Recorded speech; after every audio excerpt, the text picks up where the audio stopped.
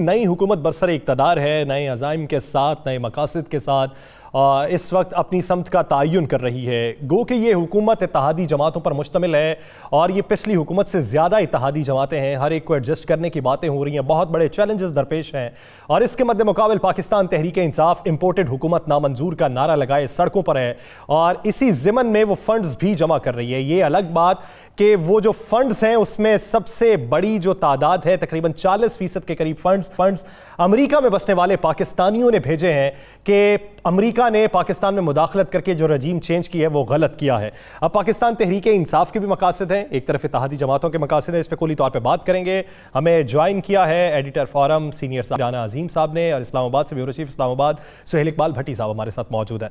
राना साहब, नई इत्तेहादी हुकूमत जो है वो इंतखाबी इस्लाहात पे काम करने जा रही है। PTI ने भी इंतखाबी इस्लाहात पे काम किया था और उनका ये कहना था कि ये हमने बेंचमार्क सेट कर दिया है कि अब शफाफ इंतखाबात होंगे।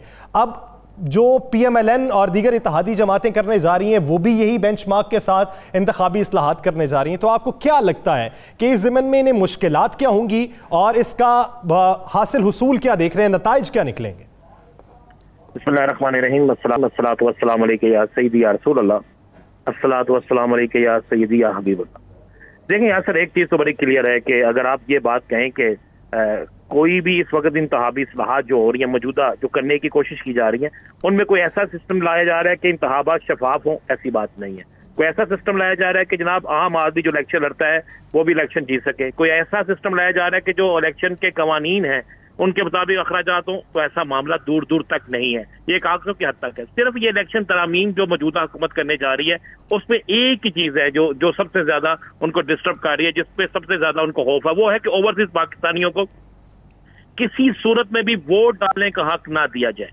अगर अभी आपने यहाँ से बात की कि इमरान खान की फंडिंग में 40% फंडिंग वो है जो अमेरिका से लोगों ने एंटी अमेरिका दी है कि अमेरिकन की मुदाखलत पर हुकूमत जो खत्म हुई है, हम उसके खिलाफ जो हेलीकॉप्टर या जलसे जुलूसों के लिए जो फंडिंग है वो हम देते हैं।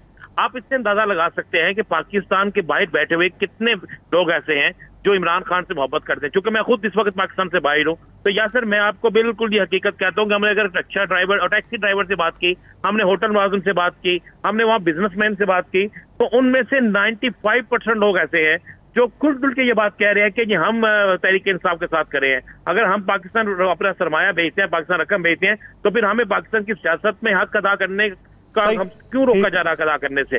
तो ये सारे एक ऐसे मामला था जिसके खौफ की वजह से, देखें ये जो मौजूदा हुकूमत है इसको सबसे बड़ा जो खौफ है वो ये है कि किसी तरीके से ओवरसीज पाकिस्तानियों को हकूक को जो वोट देने का हक है वो ना दिया जाए। अगर वो वोट दिया जाता है और 40 लाख वोट भी अगर पाकिस्तान और ओवरसीज पाकिस्तानी कास्ट करते हैं, तो उसमें से अगर 30 लाख वो वोट जो है वो तहरीक इंसाफ को कास्ट होता है, तो पाकिस्तान के अंदर क्या सूरत हाल होगी वो एक अलग बात है। लेकिन उससे आप अंदाजा लगा सकते हैं कि इलेक्शन की पोजीशन चेंज हो सकती है।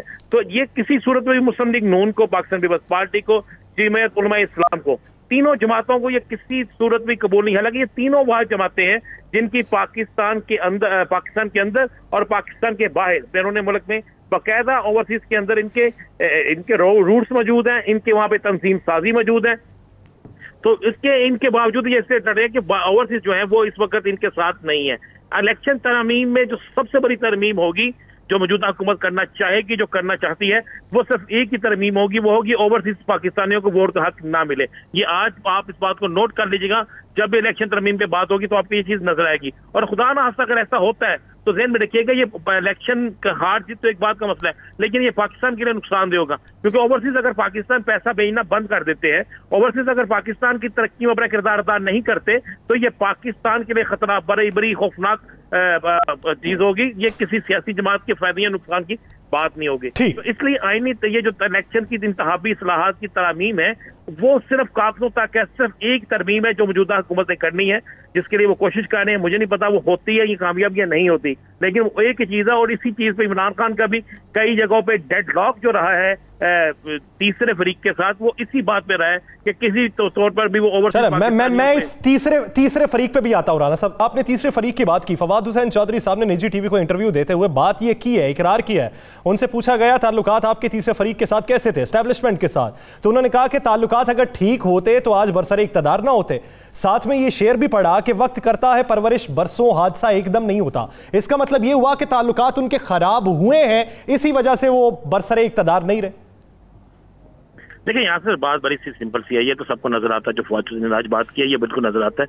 और ये हालात उसी दिन से खराब थे जब एक नोटिफिकेशन का मामला हुआ और उस नोटिफिकेशन को जानबूझ के लेट किया गया या किस तरीके से लेट किया गया, उसके बाद ये हालात हालात जो है उसके बाद खराब होना शुरू हुए। बात यह है कि पाकिस्तान के अंदर पाकिस्तान के जो हम अदारे हैं वो हमेशा मुंतखब हुकूमत जो है उसके साथ खड़े होते हैं। मुंतखब हुकूमत कोई भी हो, चाहे वो किसी की भी हो, उसका वज़ीर आज़म कोई भी हो, लेकिन अदारे हमेशा हुकूमतों के साथ खड़े होते हैं और ये पहले दिन से लेकर आज तक चलता रहा है।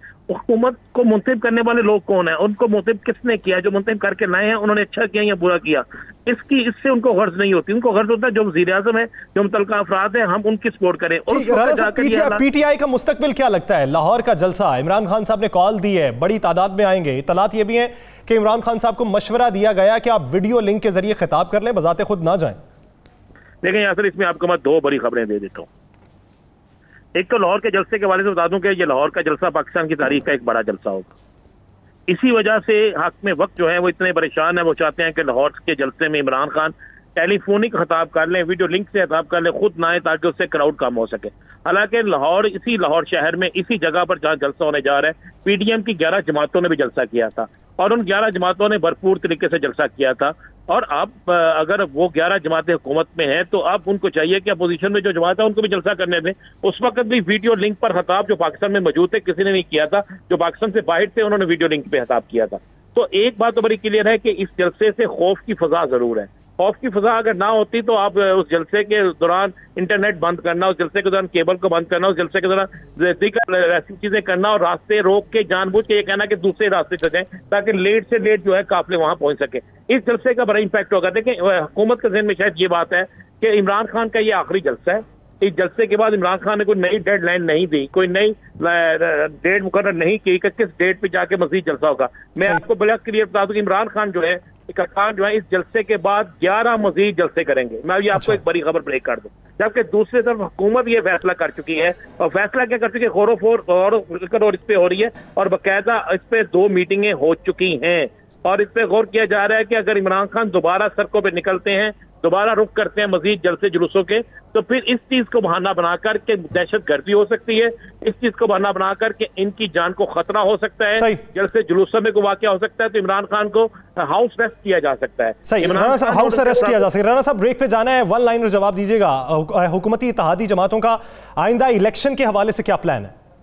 हुकूमती इत्तेहादी जमातों का आइंदा इलेक्शन के हवाले से क्लियर कर दूं। मुस्लिम लीग नून चाहती है 1.5 साल, पाकिस्तान पीपल्स पार्टी चाहती है कि अभी 1.5 साल टाइम मिले, मौलाना फजल रहमान और दीगर जो लोग हैं वो चाहते हैं कि फौरी इलेक्शन हो। और मैं आपको एक आखिरी बात बता दूं एक मुख्तसर से कि यहाँ पर फड्डा तो इस हद तक पहुंच चुका है कि पीपल्स पार्टी और मुस्लिम लीग नून के अंदर एक लड़ाई शुरू जरूर हुई है और मौलाना फजल रहमान भी सख्त नाला है क्योंकि मौलाना साहब के पास सदारत नहीं आ रही। पीपल्स पार्टी हर सूरत में सदर, चेयरमैन सेनेट और गवर्नर पंजाब ये शिप लेना चाहती है और इस चीज के लिए बिलावल साहब वहां पे गए हैं। अभी से नाराजगी का आगाज हुआ चाहता है, आगे आगे देखिए होता है क्या। हुकूमती इत्तेहादी जमातें किस हद तक आगे तक बढ़ती हैं।